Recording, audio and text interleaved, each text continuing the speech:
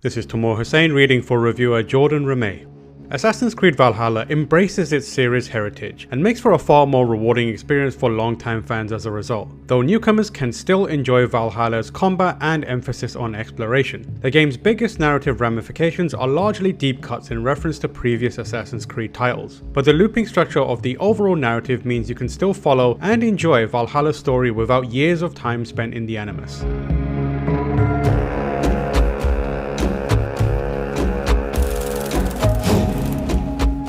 In Valhalla, you once again play as Layla Hassan, who's facing the daunting task of needing to save the world, and some bones are her only clue on how to do so. With no other leads, Layla hops into the Animus with a DNA sample taken from the remains, allowing her to relive the person's life. This time, she'll be Eivor, a Viking who lived during the 9th century. Valhalla's modern day plot is the most focused that this aspect of the franchise has been in years. There's a clear and present danger, and a nice setup for the through line of the game's campaign, the concept of fate. However, the same care is not extended to Layla, whose arc in this game concludes in a way that doesn't feel earned. For a game all about fate and the consequences of trying to break free of it, Layla ends up feeling like a passenger more than a driver of her story. Thankfully, Eivor more than picks up the slack with their story.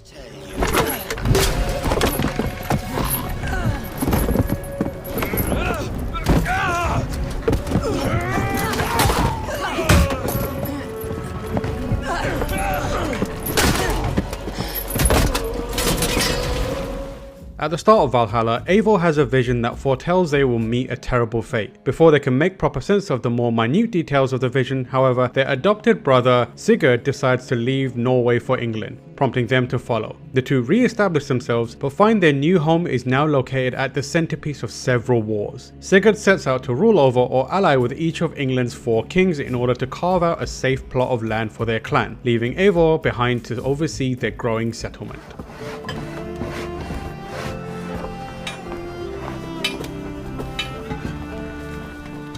Valhalla's story plays out over a series of self-contained narrative arcs. By talking to Sigurd's wife, Randvi, Eivor can choose which alliances to pursue next, which kicks off a 2 to 3 hour story. Upon completion, Eivor returns to Randvi and reports on what transpired, invests any collected resources into the settlement, and then picks the next narrative thread. Once an arc is done, it's done. Certain characters can come back in later arcs, but that is very rare. To the game's benefit, this means that if a specific narrative arc has characters or gameplay that you don't necessarily enjoy, you know that once the arc is over, you're likely never going to have to engage with that pocket of England ever again. The story will soon move past that arc, and then largely act like it never existed, giving you new characters to meet and mission structures to engage with. However, this works against the game too, as anything you like won't last either. The biggest detriment of the self-contained arcs is the somewhat shallow supporting cast. Because characters typically only stick around for a few hours, there isn't much time for development, and where there is any, it's rushed. Romances especially suffer for this. They're shallow and don't have any meaningful impact on Eivor's story. Eivor is the one that bucks the trend of paper-thin characters in Valhalla. Though their actual character is already established, you get to push and prod at their thoughts and actions. Eivor wants to avoid their fate, and you get to influence how far they're willing to go to ensure that outcome. Do we have any allies to speak of, or is that your excuse to do nothing?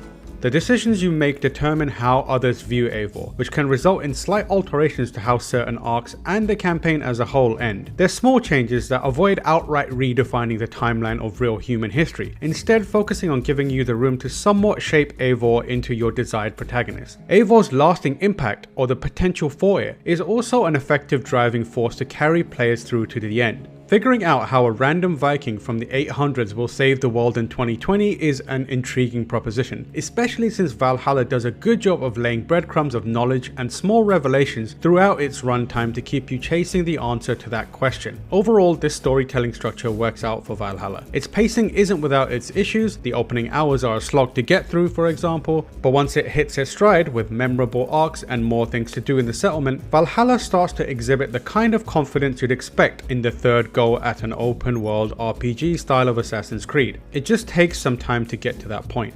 Valhalla trusts you to think like an explorer, to put yourself in Eivor's shoes as they navigate and attempt to understand England. This is still a Ubisoft game that's packed with waypoints to follow for the main campaign and side missions, but in Valhalla they're also designed to encourage you towards discovery, and the game has such wonderful, heartbreaking, hilarious and intriguing things to look for off the beaten path. Excuse me, I have a slight pain. Do you notice anything on my head?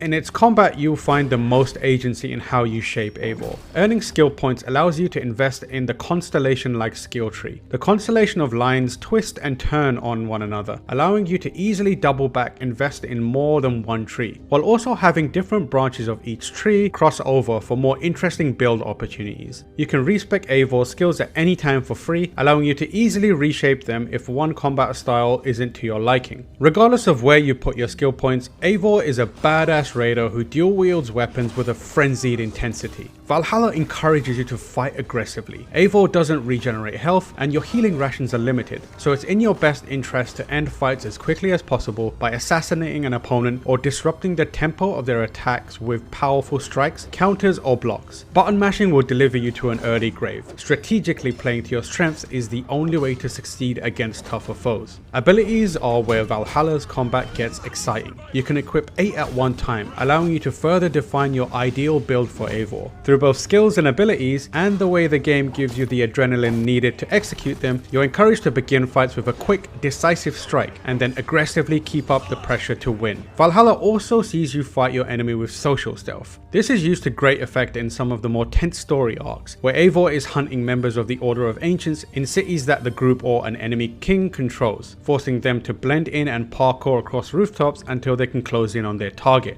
However, the parkour mechanics aren't as good as those seen in some previous entries, so Eivor can feel a bit clunky when trying to stealth. It's frustrating when you accidentally die or get noticed because the controls are working against you. It occasionally feels like it would have been easier just to announce yourself and kill everyone in the vicinity instead. And if you want to do that, that's fine. Valhalla does not immediately fail you for being detected. Although the Assassin's Creed franchise will no doubt continue, there's a real sense of finality to Valhalla's main campaign. Valhalla brings together dozens of narrative threads, referencing nearly every mainline game in the franchise to tell you how they all connect. In this way, the game can feel specifically designed for longtime fans. However, Assassin's Creed Valhalla is more than capable of standing on its own. Eivor is a good hero, with an identity that drives the mystery behind the main narrative, and they shine in the self-contained arc structure of Valhalla's story. The supporting cast may not shine as brightly, but it's easy to forgive that when exploring England is so rewarding.